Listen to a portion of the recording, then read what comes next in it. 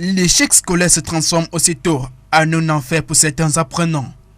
Il n'est pas rare de recenser des cas de suicide à la suite de la proclamation des résultats des examens. C'est une période délicate dans la vie d'un apprenant.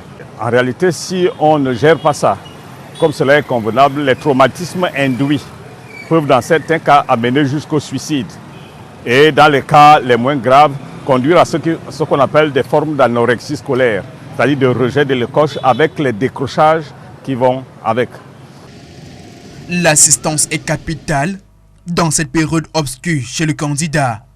Les enseignants en amont. Mais les enseignants gèrent cette responsabilité pendant que l'enfant prépare l'examen ou à la rentrée lorsqu'il a affaire au redoublant.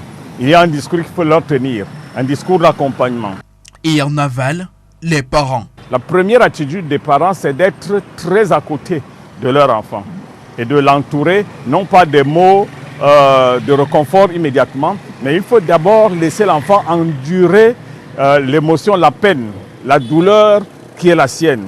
Peut-être en pleurant, ne l'empêchez pas de pleurer, ne l'empêchez pas de manifester ce qu'il ressent exactement à ce moment-là. Il faut de ce fait relativiser, pouvoir avaler la pilule et se réinventer. La représentation qu'il a de ce que le succès devrait lui apporter.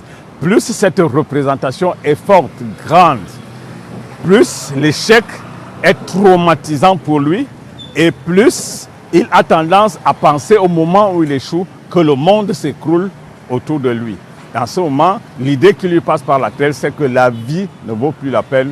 Donc pour tout dire, la gestion de l'échec pour l'enfant est un véritable apprentissage. On sent ce que le succès est lorsque de temps en temps, on est passé quand même par un échec. Au Cameroun, le suicide suite à l'échec aux examens officiels devient courant.